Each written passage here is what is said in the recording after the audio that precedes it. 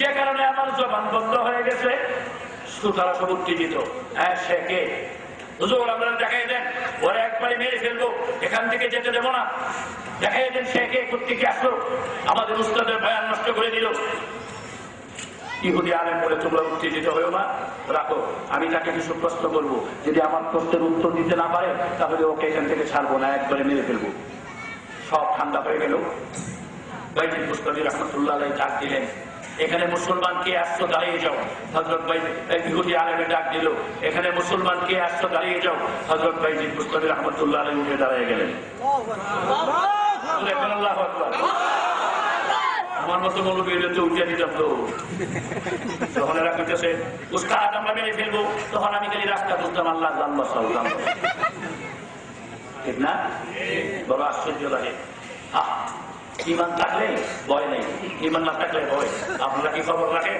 ঢাকাতে আমরা বসে আছি, ঢাকাতে বসবাস করি, কেউ চাকরি করি, কেউ ব্যবসা করি, কেউ এই করি সেই করি। ঢাকাতে অনেক গ্রামে গঞ্জে খ্রিস্টানরা, খ্রিস্টান মিশনারিরা বাংলার জমিনের অনেক জায়গায় ঢুকে মুসলমানদেরকে খ্রিস্টান বানাই দিতেছে। খবর রাখেন, অনেক মুসলমান ওলামায়ে কেরাম খবর পেয়ে পেয়ে জায়গায় জায়গায় যেতেছেন, গিয়া তাদেরকে বোঝাই শোনা আবার ফিরে আনতেছেন। এই অর্থের রূপে এই যে মুসলমানগুলি খ্রিস্টান ধর্ম কবুল করে খ্রিস্টান হয়ে যাইতেছে, আপনি মনে করেন তার ইমানটা নিমুনিমু করতেছে, সামান্য একটু ইমান। যদি ইমানের ঘাত থাকতো তাহলে হাজারো খ্রিস্টান রয়েছে, একজন মুসলমানকে কি খ্রিস্টান বানাইতে পারত?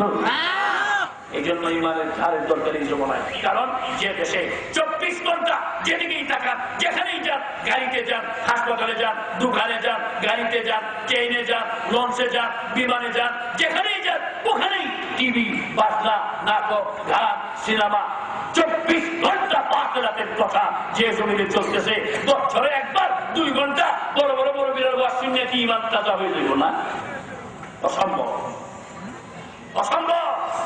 সমাজকে ধ্বংস করে দিছে। এই সমাজ কেমন কি করবে? সমাজ ধ্বংস হয়ে গেছে। এবং কি প্রত্যেকের সাথে সাথে যদি কেউ ইচ্ছা করে, আমি সিনেমার বই একটা বললাম আমার মোবাইলের মেমোরি কার্ডে বলতেছে না, কথা কোনটাকে বলতেছে না, পোস্টের ছবি, জিনার ছবি, বেহায়াপনা, উলঙ্গ, এই সমস্ত মোবাইলের মেমোরি কার্ডে ভরে ভরে। আপনারা বলেন, অনেক যুবক বাবারা আসল নিজেরা চিন্তা করে দেখো, একটা 25 বছরের অবিবাহিত যুবক, একটা 20-22 বছরের অবিবাহিতা যুবতী যখন তার মোবাইলের মেমোরি কার্ডে পোস্টের ছবি দেখে, জিনার ছবি দেখে, তখন তার শরীরের রক্ত কি হবে, তার দেমাগ কি হবে? আপনারা নিজেরা একটু চিন্তা করে দেখেন। সকলের দেশে শিক্ষিত জ্ঞানী গুণী, তখন তার বিকাশ কি হবে? এখানে কতটুকু ইমান হলে, কতটুকু ইমানের শক্তিতে তাকে অবৈধ কাজ থেকে, চরিত্রহীনতার থেকে তাকে বাঁচাইয়া চরিত্রবান বানাবে, কতটুকু ইমানের দরকার? ইমান ছাড়া আর কোনো অস্ত্র নেই। কথা ঠিক না? এই জন্য হযরত হাকিমুল ইসলাম একটা কথা লিখছেন, কোন মানুষকে ভালো করতে পারবে না। ভালো করে মনে রাখেন, কোন বিশ্বাস মুরিদ করে মুরিদকে ভালো করতে পারবে না। কোন উস্তাদ ছাত্রকে পড়াইয়া ভালো করতে পারবে না। কোন ইমাম সাহেব তার মুক্তাদিকে ওয়াজ করে ভালো করতে পারবে না। কোন বাবা তার সন্তানকে আদর করে ভালো করতে পারবে না। কোন বড় অর্থাৎ তার নিজের আত্মন্তরীণ চরিত্রবান বানাইয়া ভালো করবে কোন মানুষের পক্ষে সম্ভব না। তাহলে কেমনে সম্ভব? সে নিজে যখন বুজুর্গর হয় তখন তাকে তওবা করে আল্লাহর দরবারে সাহায্য চাইতে হবে। এরপরে যখন ভালো মানুষের সংস্রবে যাবে তখন সে ভালো হতে পারবে, এর আগে ভালো হতে পারবে। খুব ভালো করে খেয়াল করবে। কারণ আল্লাহ তাআলা যত পয়গম্বর জগতে পাঠাইছেন, সমস্ত পয়গম্বর শিক্ষা দিতে আসছেন, কোন পয়গম্বর শিক্ষা দিতে আসে নাই। হযরত ঈসা আলাইহিস সালামের বয়স যখন 4 বছর, এই 4 বছরের বাচ্চাকে ওনার মা মক্তবে পাঠাইলেন, তৎকালীন মক্তবে উস্তাদ দেখে ছেলেটা খুব সুন্দর, খুব আদর করে বলতেছে, বাবা পড়ো আলিফ, পড়ো আলিফ। ঈসা আলাইহিস সালাম কয়, আলিফের অর্থ কি? সুবহানাল্লাহ। কষ্ট হইতেছে আপনারা? উঠে দেন না, উঠবেন না, সারা রাত না, কিছুক্ষণ মাত্র করবো, সারা রাত না, স্বাস্থ্য অবস্থা ভালো না, উঠে যাবেন না। এটা আমার উসুলের খেলা। আমি যদি দেখি কোনো মাহফিলে উঠা বসা হয়, আমি আর কথা বলি না। লক্ষ লক্ষ মানুষ থাকলো, বাইক ছেড়ে চলে আসি। তার কারণ পুরো হাদিস তো এরকম না যেটা কথা লেগে যাইব, উঠে যাইব না, এখানে বাস করার তো দরকার নেই। কথা ঠিক লাগে? আমি সবসময় কোরআন হাদিসের আলোচনা করি।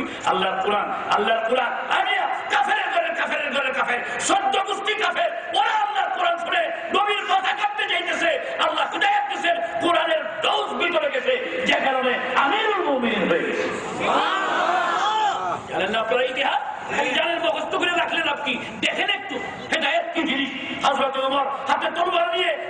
মাথা কাটতে যাইতেছে। কেন? দুনিয়ার লোভী হইয়া। আবু জাহেল বলছে, কে পারবে মুহাম্মদের মাথা কেটে আমার হাতে দিতে? 100 উট তাকে পুরস্কার দেব, 100 দিনার তাকে পুরস্কার দেব। কেউ সাহস পায় না।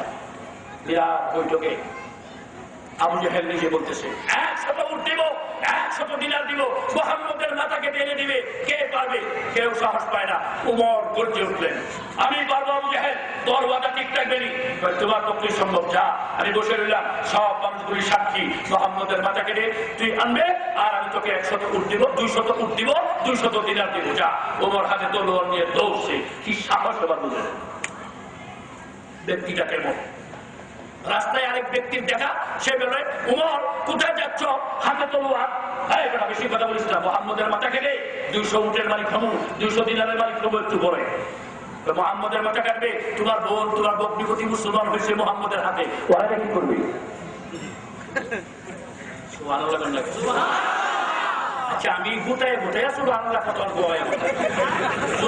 সুবহানাল্লাহ। একটা তকবীর বলো না, এই সুবহানাল্লাহ তকবীর, আল্লাহু আকবারের তকবীর আজকের এই মাহফিলে যদি কবুল হয়ে যায়, কাল কিয়ামতের মাঠে মুসিবতের দিনে এই তসবিহগুলি আমলে দেখবেন স্বর্ণের মতো ঝলমল করতে থাকবে। এই তসবির উসিলায় আমার আল্লাহ মাফ করে দিতে পারে। জানা নাই কোন সময়, কোন মুহূর্তে কার কোন আমলটুকু আল্লাহ দরবারে মঞ্জুর হয়ে যায়, ওটা জানা নাই। আল্লাহ পাক রব্বুল আলামিন সবসময় তৈয়া ডাকতেছেন, আয় রে বান্দা, পাগলের মতো কোথায় যাস? তোর কে মাফ করবে? তোকে কে খাওয়ায়? কে তোর হায়াত দাতা? কে তোর রিজিক দাতা? কে তোর মৃত্যু দাতা? কোথায় কোথায় যাস তুই পাগলের মতো? আমার দরবারে একটু ফিরে আসবে। জীবক দশায় আয়, জীবনের গুনাহ নিয়ে আমার কাছে তওবা কর। জমিন থেকে আসমান পর্যন্ত যদি তোমার জীবনের গুনাহ লেগে থাকে, খালেস অন্তরে আমার কাছে বান্দা এসে তওবা করবে, আমি আল্লাহ তোমার তওবা কবুল, তোমার চোখের পানি পড়তে দেরি, আমি আল্লাহ গুনাহ মাফ করতে দেরি হবে না। আল্লাহ এত দয়া, আমার আল্লাহ এত মায়া। আমার ভাইয়েরা, বলতেছিলাম আজকে এই অবস্থা মুসলমানদেরকে খ্রিস্টান লড়াইয়ে দিতেছে। ইমানের মধ্যে যদি মজবুতি থাকতো, ইমান ধারণ ইমান থাকতো, তাহলে সাবধান পৃথিবী দিব বেমান হয়ে যাও, হয়তো না। কথা ঠিক না? এই জন্য ইমানে ধার দেওয়া, কারণ সবাই যে আরে ভুলতে হবে এটা কথা না। আমরা মুসলমান, মুসলমানের দরদ, ইসলামের দরদ অন্তরের মধ্যে লাগবে। কথা ঠিক লাগবে? আপনারা বলেন, হিন্দুদের যখন দুর্গা পূজা হয় তখন হিন্দুরা যদি 500 থাকে, মুসলমানদের 1000 থাকে। কথা ঠিক লাগবে? হিন্দুদের কোন অনুষ্ঠানের মধ্যে তাদের সংখ্যা যত, তার চেয়ে ডবল থাকে মুসলমানের সংখ্যা। কথা ঠিক লাগবে? আপনার বকরা ঈদে যখন কুরবানি দেন, কয়টা হিন্দু আসে আপনার গরু ধরবার জন্য? রমজানের ঈদুল ফিতরের মধ্যে যখন ঈদের নামাজ পড়তে যান, কয়জন খ্রিস্টান, কয়জন বিধর্মী আপনার সাথে যায় ঈদের মাঠে আনন্দ করার জন্য? মুসলমান আর বিধর্মীদের সঙ্গে গিয়া নাস্তিক মার্কা হইয়া এইরকম তাদেরকে আরো সহায়তা করে। কথা ঠিক লাগে? সে কারণে ঘরে ঘরে ঘরে ঘরে নাটক চলছে টিভির মধ্যে। আর নাটক বাংলাদেশের টিভির চ্যানেলের নাটক যদি দেখে আধা ঘন্টা, ইন্ডিয়াতে দেখে 3 ঘন্টা। কথা ঠিক লাগে? মুসলমান, মুসলমানের দরদ নেই। তুমি যে একজন মুসলমান, জিস দিন তো আ গই আযান ইকামত হো গই আর ফকত জানাজা কি নামাজ বাকি রহ গই। তুমি জানো না কতটুকু সময়ের জন্য পৃথিবীর জমিনে তুমি আছো? যেদিন ভূমিষ্ঠ হয়েছো, ডান কানে আযান, বাম কানে ইকামত, এখন শুধু জানাজার 4টা তাকবীর বাকি আছে। বুঝে শুনে করো, বেশি সময় তোমার না।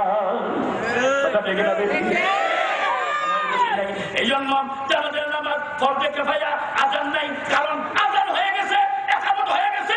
মার পরবর্তী কি যখন তুমি ভূমিষ্ঠ হয়েছো, ডান কানে আযান, বাম কানে ইকামত, শুধু 4টা তাকবীর বাকি। বুঝাই গেছে দুনিয়ার জিন্দেগি বেশি সময় না। মুয়াজ্জিনে আযান দিয়া ইকামত করলে, ইমাম সাহেব আল্লাহু আকবার বলে তাকবীরে তাহরিমা দিয়া নামাজ শুরু করতে, মাঝখানের যতটুকু ফাঁকা, দুনিয়ার মানুষ তোমার এই সময়টুকু হায়াতে দুনিয়া, এই সময়টুকু তোমার হায়াতে দুনিয়া, বুঝে শুনে চলো, বেশি সময় না। এই সময়টুকুর জন্য তোমার এই অবস্থা। এই জন্য বলি, আমি জানতে চাই যতটুকু কথা বললাম তার মধ্যে কি উপকৃত হইলাম? এখানে যারা বসছি আমরা সব মুসলমানের সন্তান, আমরা সকলেই মুসলমান। কথা ঠিক লাগে? মুসলমানের গণতন্ত্রের মধ্যে আছে তো না? নাই। এটাই প্রমাণ করে বলতে হবে না যে মুসলমানের দরদ, আমরা যে মুসলমান ইসলামের দরদ, কোরআনের মহব্বত, নবীর প্রেম অন্তরে আছে বিধায় আজকে আমরা এই মাহফিলের মধ্যে বসা আছি। কথা ঠিক না বেঠিক? এই দরদ শুধু মাহফিলে ওয়াজে বসলে দেখে চলবে না, এইরকম এক শপথ নিতে হবে মনে মনে, আল্লাহর দরবারে ওই রকম সাহায্য চাইতে হবে। অদূর ভবিষ্যতেও কোন নাস্তিক, কোন মুরতাদ, কোন ইসলামের দুশ্মন যদি মাথা ছাড়া দিয়ে উঠে ইসলাম নিয়ে কটূক্তি করে, নবীকে নিয়ে কটূক্তি করে, প্রয়োজনে চাপে ফেলবো মাঠে, জীবনের শেষ রক্তের বিন্দুটি হলেও আল্লাহর কোরআন নবীর সুন্নাত রক্ষা করার জন্য যা দিব ওই আছে কিনা? মুসলমান এই জন্য ইমান আছে। একজন ইমান বহুদাম, হাজারো ইহুদি বসা, একজন মুসলমান, উনিকে হযরত বাইতুল মুস্তাফি রাহমাতুল্লাহ আলাইহি দাঁড়িয়ে গেছেন ভয় নেই, সব ইহুদি, একজন মাত্র মুসলমান। ইহুদি আলেম ডাক দিছে, কে এখানে মুসলমান? দাঁড়িয়ে যাও। হযরত বাইতুল মুস্তাফি রাহমাতুল্লাহ আলাইহি দাঁড়িয়ে গেলেন।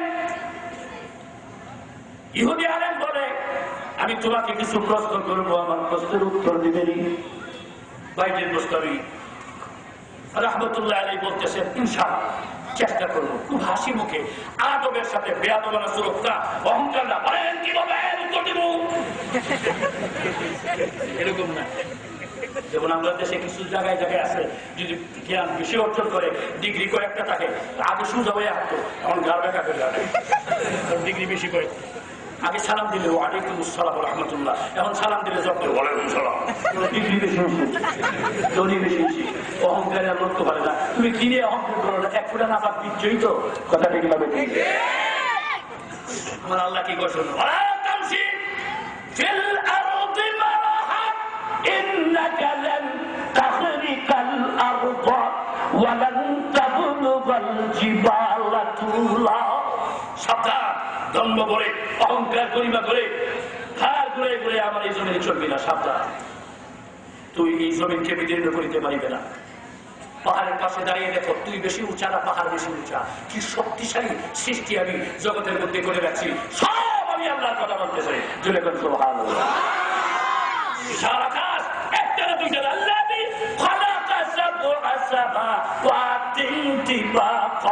আমার আল্লাহ বলেন 7টি আকাশ সৃষ্টি করছি।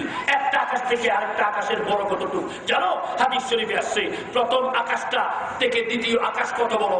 তামাম জমিন দিয়ে বুঝো, তামাম পৃথিবীর জমিন, মাসজিদ থেকে মাগরিব, শিবাল থেকে জুলুক, জমিনের আয়তন, জমিনের সীমানা যে পর্যন্ত আছে, মাঝখানে কোনো সমুদ্র নাই, নদী নাই, খাল বিল নাই, উঁচা নিচা নাই, পাহাড় পর্বত নাই, বাড়ি ঘর নাই, বিল্ডিং নাই, একদম সমতল ভূমি, একদম প্লেটের তলার মতো। তামাম পৃথিবীতে কিচ্ছু নাই। মাঝখানে যদি একটা খেজুরের বিচি পড়ে থাকে, এই পৃথিবীটা হলো প্লেট, মাঝখানে হলো একটা খেজুরের বিচি। এই খেজুরের বিচি যেমন তামাম পৃথিবী প্লেটের কাছে মাঝখানে পড়লে যেমন, দ্বিতীয় আকাশটা প্রথম আকাশ থেকে এত বড়, দ্বিতীয় আকাশের কাছে প্রথম আকাশটা একটা খেজুরের বিচির মতো। আল্লাহর সৃষ্টি, বসার মতো মানুষ হয়ে খালি লাফায়, খালি লাফায়। পৃথিবীর ইতিহাসে দেখা যায় 4জন মানুষ সারা দুনিয়া রাজত্ব করছেন। কয়জন? অশিক্ষিত ছেলেরা ভালো করে মনে রাখো, 4জন মানুষ পৃথিবীর ইতিহাসে পর্যন্ত দেখা যায় সারা দুনিয়া রাজত্ব করছেন। 4জন মানুষ, 2জন বিধর্মী, 2জন মুসলমান। বিধর্মীর 2জনের একজন হল নমরুদ্দিয়া, আরেকজন বক্তদর্শক। মুসলমান 2জনের একজন হযরত সুলাইমান আলাইহিস সালাম, আরেকজন হযরত যুলকারনাইন, যাদের কথা, যাদের ইতিহাস, যাদের ঘটনা স্বয়ং আল্লাহ তাআলা কোরআনের মধ্যে উল্লেখ করেছেন।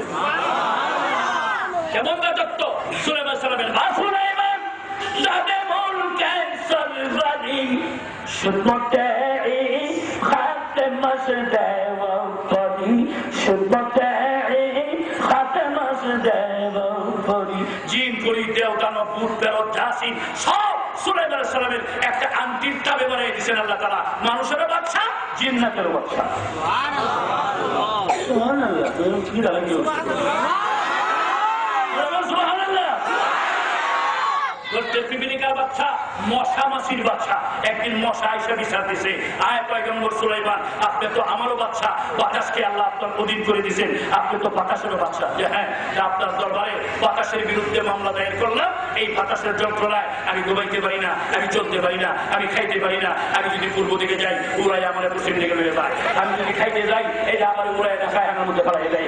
এই বাতাসের হজম করলে আমি আরাম করতে পারি না, সুতরাং বাতাসের বিচার করে দেন, আপনি কেমন বাচ্চা হইলেন এটা আমি দেখতে চাই। হযরত সুলাইমান সালাম বলেন, ঠিক আছে, তুই ক্ষুদ্র প্রাণী বসা, বাতাসের বিরুদ্ধে যখন একটা নালিশ দিস আমি চেষ্টা করবো তোকে সন্তুষ্ট করতে, এখন যা। কথা এখানে রাখলাম, হঠাৎ আসলো বললাম, যদি মনে না থাকে মনে করে দিয়ে বাতাসের বিচার সুলাইমান কেমনে করে বলিতে বই মনে বলতেছিলাম। হযরতে বাইজিদ বুস্তামি রাহমাতুল্লাহ আলাইহি ওয়াজ কিন্তু দিছে আওলায়া, আমি বর্ণনা করতে পারলে আপনারা বাবু করে বলবেন তাতে না কেমনে জানে। এক বাজারে গেছে বেয়াকুব, মানে বাজারটা সিরাকি, বাজারে গিয়ে দেখে পূর্বের মানুষ পশ্চিমে যায়, উত্তরের মানুষ দক্ষিণে যায়, দক্ষিণের মানুষ উত্তরে যায়, আপ ডাউন করতেছে যা যেখানে দরকার। এই যে মানুষের একটা বিশৃঙ্খলা, হ্যাঁ গিয়া কয় গ্রাম্য ভাষায় এই যে আওলা লাগলো কেমনে বাবু, এই যে আওলা লাগলো কেমনে বাবু, জানি দেখলা এই যে আওলা লাগলো কেমনে বাবু।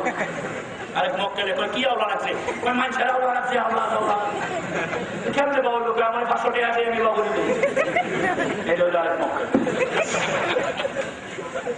এই 500 টাকা দিচ্ছে বাবু করে দাও, নাহলে আমার মাথা কি বলবো না। বাজারে আসেন এক বট গাছ, এই বট গাছের কোনায় বসে সেটা বসে থাকবে লড়বি না, যদি লড়তে বা হইব না। এটা মাছ বস্তু বিদা বাড়ি রান্না বাড়ি খেয়া 11টার সময় বিড়ি জ্বালাইয়া টানতাছে আর একটা চায় দেয় ব্যাক করবো কাস্টমাররা সব দেশে দোকানদাররা সাদা বন্ধ করে দোকান তালা লাগাইয়া এখন সব বাড়ির দিকে যেতেছে মানুষ তাই বাজারে। এই মক্কেলে কে বা হয়েছে ভাই বা হয়েছে বা হয়েছে তোমার না ভাই উপায় আছে না, সবাই বাড়ির গেছে এমনি বাউল। আমি ওয়াজ দিছি আউলাইয়া, যদি বাউ করতাম না আপনি সবাই উঠে যাইবেন এমনি বাউল। যাই হোক, মাঝে মধ্যে একটু রস দিলে আমার কোরআন বসে তো একটু রস না দিলে মুশকিল। আল্লাহ কোরআনের মধ্যেও রস দিচ্ছে, জোরে কোন সুবহানাল্লাহ, ঠিক না? আল্লাহ তাআলা কত সুন্দর কোরআন পড়ে না, কি মজার কথা, কি সুন্দর আল্লাহ আলাপ সালাপ করে বান্দার সাথে, জোরে কোন আল্লাহু আকবার। বান্দা কি সুন্দর আল্লাহ তাআলা বলে, বান্দা তোর দুইটা চোখ কি আমি আল্লাহ বানাই দেই নাই? তোর মুখের মধ্যে যে ঠুটটি লড়ে জিহ্বার ভিতরে আমি দেই নাই? এই ঠুটগুলি আমি বানাই দেই নাই? আলাম না জাআলনাহু আইনাইন ওয়া লিসানাহু ওয়া শাফাতাইন ওয়া হাদাইনাহু নাজদাইন। আল্লাহু আকবার বললাম।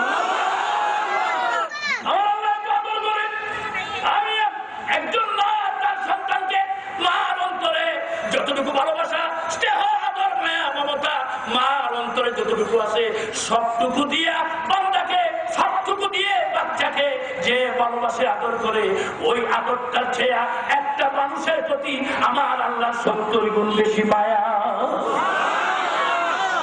এত আদর বান্দা, যদি আদর না থাকবে, আপনার চাকরকে যদি একবার, দুইবার, তিনবার ডাকেন, আপনার চাকর, আপনার ড্রাইভার, আপনার গেটের দারোয়ান 2বার 3বার ডাকলে যদি কথা না শুনে তাহলে আপনি নারাজ হইবেন, ঠিক না? ঠিক।